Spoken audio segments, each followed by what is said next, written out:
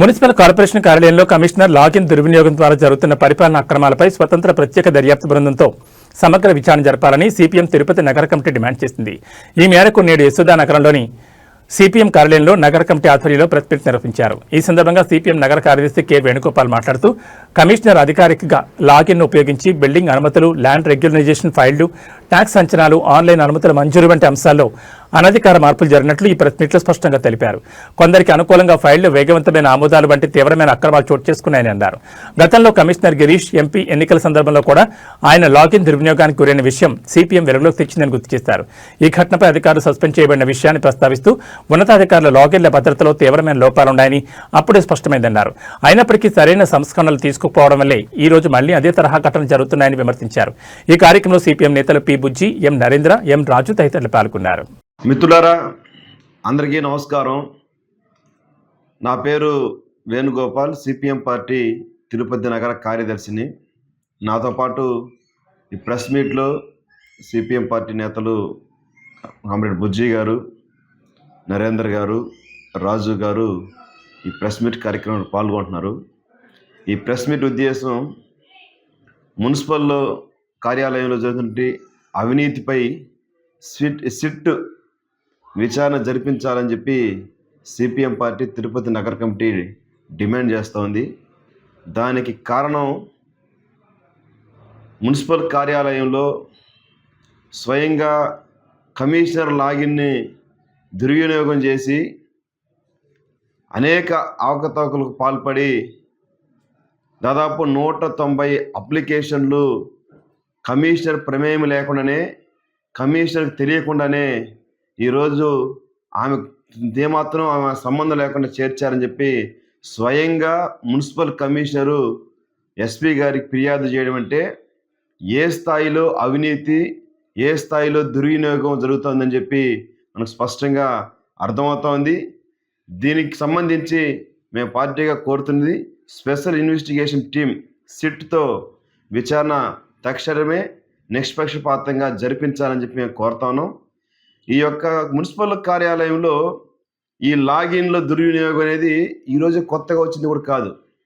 గతంలో పార్లమెంట్ ఎన్నికల సందర్భంగా అప్పటి కమిషనర్ ఉన్నటువంటి గిరీష గారు లాగిన్ని దుర్వినియోగం చేసి వందలాది ఓట్లు, దొంగ ఓట్లను చేర్పించి ఖాళీ స్థలాల్లో ఒక ఖాళీ స్థలం ఉంటే ఖాళీ స్థలంలో 32 ఓట్లు నమోదు చేసి, లేదా ఒక వైసీపీ కార్యాలయంలో 25 ఓట్లు నమోదు చేసి, ఇట్లా పార్టీ కార్యాలయాల్లో ఖాళీ స్థలాల్లో నివాసం ఉన్న చోట, లేని చోట అనేక చోట్ల దొంగ ఓట్లను, లక్షలాది ఓట్లు ఆ సందర్భంగా మొత్తం కమిషనర్ లాగిన్ దుర్వినియోగం చేసి చేర్పించడం జరిగింది. అప్పుడు కూడా సిపిఎం పార్టీగా ఈ విషయాలన్నీ కూడా ఆధారాలతో సహా వెలికి తీసి ఈ విషయాలన్నీ కూడా బయటపెట్టడం జరిగింది. అప్పుడు అనేక సందర్భాల్లో విషయాల పట్ల విచారణ జరిపించి అప్పుడున్న అధికారులందరం కూడా సస్పెండ్ చేయడం జరిగింది. దానికి ముందు కమిషనర్గా ఉన్నటువంటి వినయ్ చంద్ గారు ఇక్కడ మున్సిపల్ కమిషనర్గా ఉన్నారు. ఆయన కమిషనర్గా ఉన్న రోజుల్లో కూడా తోపుడు బండ్ల వ్యాపారస్తులకు గుర్తింపు కార్డులు ఇస్తారు.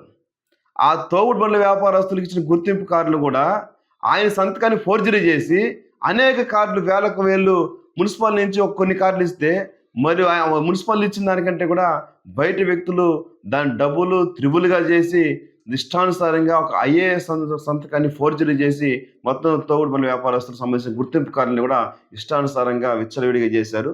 అంటే ఏ స్థాయిలో ఈరోజు అసలు కమిషనర్ సంతకాలు, కమిషనర్ యొక్క లాగిన్లే ఈరోజు భద్రత లేకపోతే ఇక సామాన్యుడికి ఏం భద్రత ఉంటుంది? ఇదే కాకుండా అక్కడ ఇంకొక ఇది ఉంది, బిల్డింగ్ ఫినలైజేషన్ స్కీమ్ అని, ల్యాండ్ రెగ్యులేషన్ స్కీమ్ అని చెప్పి దీనికి సంబంధించిన కార్పొరేషన్ కార్యాలయంలో దాదాపు దీన్ని డిఎన్ఓ విభాగం అంటారు.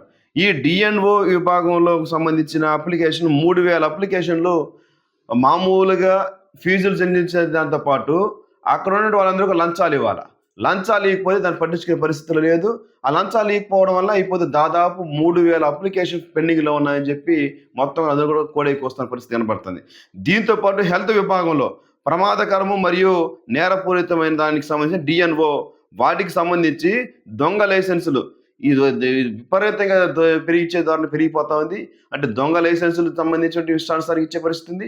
దీని పట్ల మున్సిపల్ సంబంధించినటువంటి యంత్రాంగం లేదా మున్సిపల్ శాఖ పూర్తిగా పర్యవేక్షించి దీన్ని పరిశీలన చేసే పరిస్థితి కూడా 3 ఏళ్ల నుంచి పూర్తిగా పరిశీలన చేయడం కూడా మానేసిన పరిస్థితి కనపడతా ఉంది.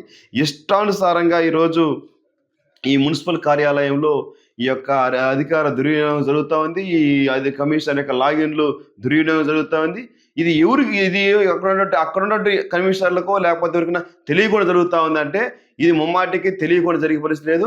కాడున్నటువంటి కొంతమంది ఖచ్చితంగా కొంతమంది హస్తంతో కొంతమంది యొక్క అండదండలతోనే ఇవన్నీ జరుగుతుంది. కాబట్టి దీనిపైన సమగ్రమైనటువంటి దర్యాప్తు చేపట్టాలి, దోషుల్ని కఠినంగా శిక్షించాలి సిపిఎం పార్టీగా డిమాండ్ చేస్తున్నాం. కాబట్టి తక్షణమే రాష్ట్ర ప్రభుత్వం కూడా జోక్యం చేసుకుని సిట్ విచారణ జరిపించాలని చెప్పి మేము సిపిఎం పార్టీగా తెలియజేస్తా ఉన్నాం.